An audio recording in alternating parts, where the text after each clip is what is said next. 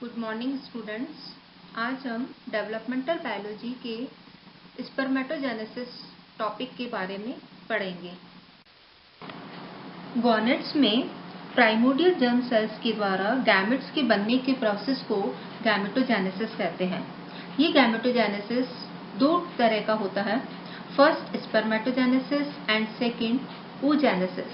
कुछ एनिमल्स ऐसे होते हैं जिनमें एक ही एनिमल के द्वारा स्पर्म्स और ओवा प्रोड्यूस किए जाते हैं। ऐसे एनिमल्स हर्माफ्रोडाइट या बायसेक्सुअल कहलाते हैं। और कुछ एनिमल्स इस तरह के होते हैं जिनमें गैमेट्स अलग अलग इंडिविजुअल्स के द्वारा प्रोड्यूस किए जाते हैं। ऐसे एनिमल्स यूनिसेक्सुअल कहलाते हैं।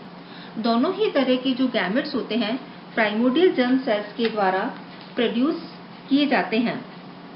मैमल्स में प्राइमोर्डियल जर्म सेल्स की उत्पत्ति एम्ब्रियो की एपिप्लाज्म में दिखाई देती है, जो कि प्रिमिटिव स्ट्रिक्स की मीजोडर्म से प्रवास करती हुई एलेंटॉइस, जो कि एक्स्ट्रा एम्ब्रियोनिक मेम्ब्रेन है, उससे होते हुए एंडोडर्म तक पहुंचती है। इसके बाद योग सैक में पहुंचकर दो भागों में विभक्त होते हुए डेवलपिंग गॉनेट्स की ओर जाते हैं। इस प्रवास के दौरान प्राइमोर्डियल जर्म सेल्स की संख्या में वृद्धि होती है। Mostly primordial germ cells fertilization के 11वें दिन तक गॉनेट्स में पहुंच जाती है। स्पर्मेटोजेनेसिस। टेस्टिस में प्राइमोर्डियल जर्म सेल्स के द्वारा स्पर्म्स के निर्माण को स्पर्मेटोजेनेसिस कहते हैं। ये स्पर्मेटोजेनेसिस 2 पार्ट्स में कंप्लीट होता है।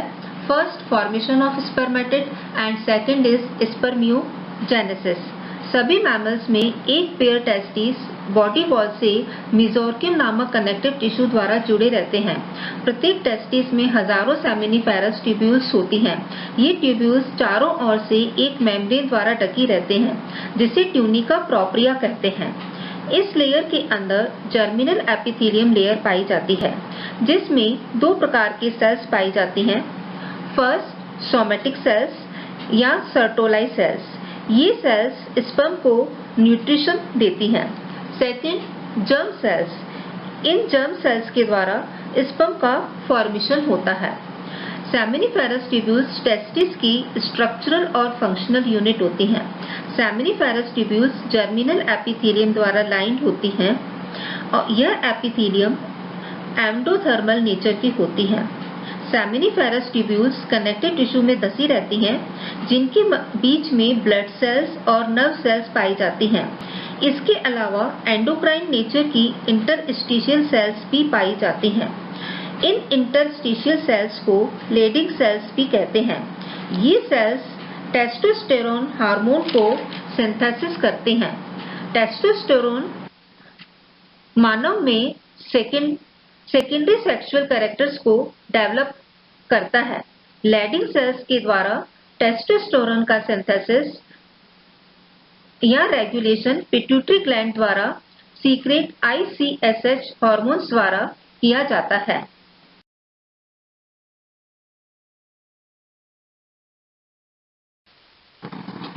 Formation of spermatids.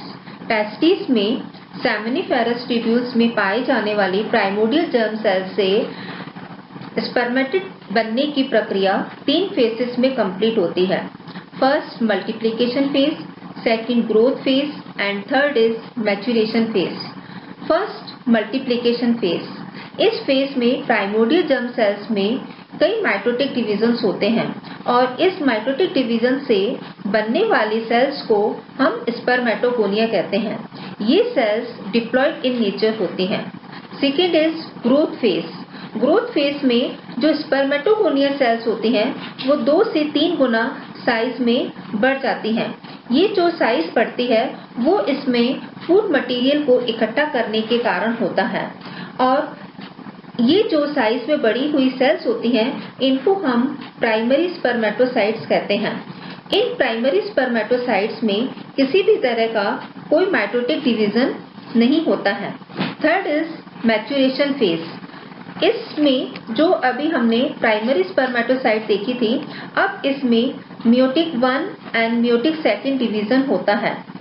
First maturation phase division होने पर 2 हैप्लोइड सेल्स बनती हैं जिनको हम सेकेंडरी स्पर्मेटोसाइट्स कहते हैं। सेकेंडरी स्पर्मेटोसाइट में फिर सेकेंड मेयोटिक डिवीजन होता है जिससे 4 हैप्लोइड सेल्स बनती हैं जिनको हम स्पर्मेटिड्स कहते हैं।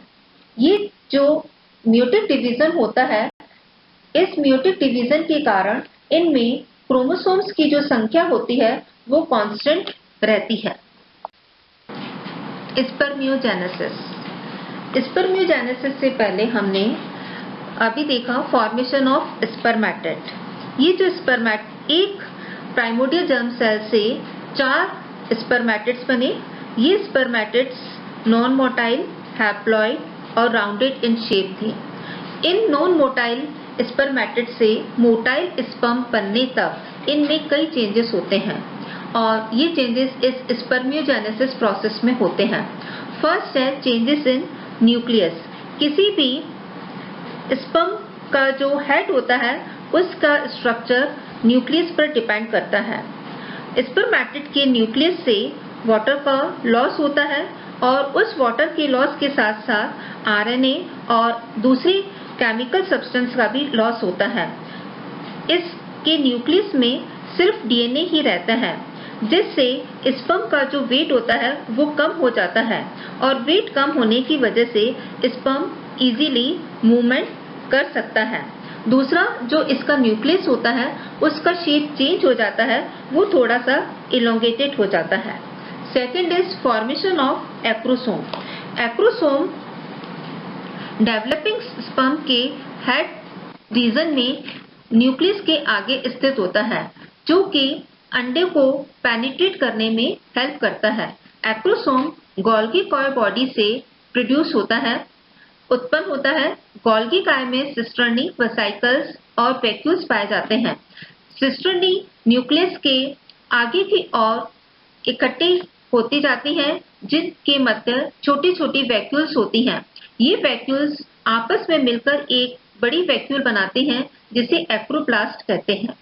इसमें एक डेंस बॉडी उत्पन्न होती है जिसे प्रोएक्रोसोमल ग्रेन्यूल कहते हैं।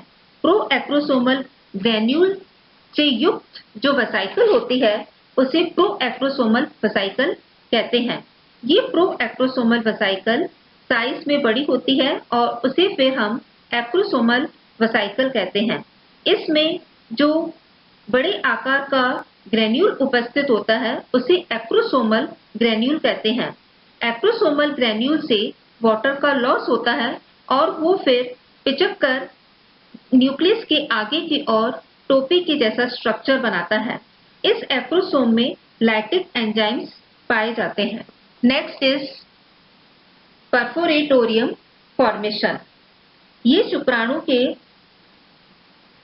बीच की अवस्था में एक्रोसोम के नीचे न्यूक्लियस में एक गोलाकार गड्ढा होता है।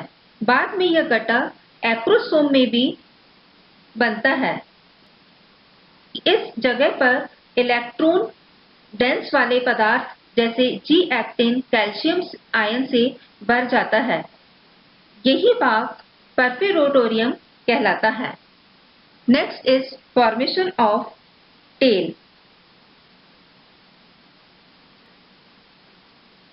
इस स्पर्मियोजेनेसिस प्रोसेस में जो सेकेंड मेयोटिक डिवीजन होता है उसके बाद सेंट्रोसोम में भी डिवीजन होता है और उससे 2 सेंट्रियोल बनते हैं।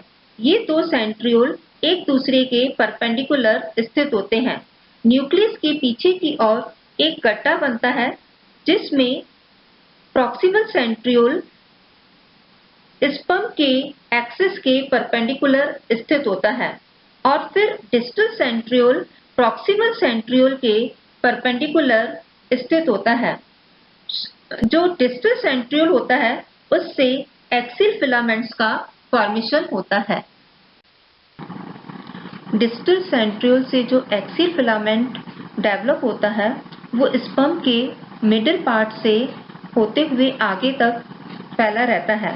ये जो एक्सियल फिलामेंट होता है इसकी संरचना सीलिया या फ्लैजिला के समान होती है। इसमें 9+2 का अरेंजमेंट होता है, यानी 2 सेंटर में और उसके चारों ओर 9 पेरिफेरल तंतु स्थित होते हैं। Next is changes in mitochondria. Distal centriole के द्वारा जो एक्सिल फिलामेंट्स बनते हैं उनके चारों तरफ माइटोकॉन्ड्रिया स्पाइरल फॉर्म में अरेंज होने लगते हैं और इस आवरण को नेबनकन शीट कहते हैं। माइटोकॉन्ड्रिया के अरेंजमेंट के बाद जो बाकी का बचा हुआ साइटोप्लाज्म होता है, गोल्गी बॉडीज के जो बचे हुए पार्ट्स होते हैं वो स्पर्म से अलग हो जाते हैं और स्पर्म के बीच में माइटोकॉन्ड्रिया के चारों ओर साइटोप्लाज्म का एक लेयर होती है जिसे मैन्शिट शीट कहते हैं। Next is sperm coat. अंत में शुक्राणु जो डेवलपिंग स्पर्म्स होते हैं उनके हेड सर्टोलाई सेल्स में दसे हुए होते हैं। जो स्पर्म कोट होता है वो म्यूकोपॉलीसैकेराइड का बना होता है और इसे ग्लाइकोकैलिक्स भी कहते हैं। ये स्पर्म कोट इन शुक्राणुओं को आपस में चिपकने से रोकते हैं और कई बार ये शुक्राणु एंटीजन का भी कार्य करते हैं। ये जो स्पर्मेटोजेनेसिस प्रोसेस है इसको कंट्रोल करने वाले कई फैक्टर्स होते हैं। ये टेम्परेचर, लाइट, हॉर्मोन्स, मानसिक अवस्था और जो पिट्यूटरी ग्लैंड होती है उसके एंटीरियर लोब के द्वारा जो हार्मोन सीक्रेट होते हैं उनके द्वारा कंट्रोल होते हैं। इस प्रकार हमने देखा कि स्पर्मेटोजेनेसिस 2 प्रोसेस में कंप्लीट होता है। First is formation of spermatid and second is spermiogenesis. Formation of spermatid में एक स्पर्म मदर सेल के द्वारा 4 स्पर्मेटिड बनते हैं। ये स्पर्मेटिड राउंडेड इन शेप और नॉन मोटाइल होते हैं।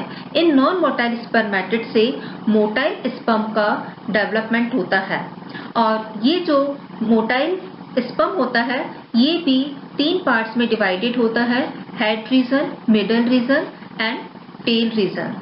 Thank you.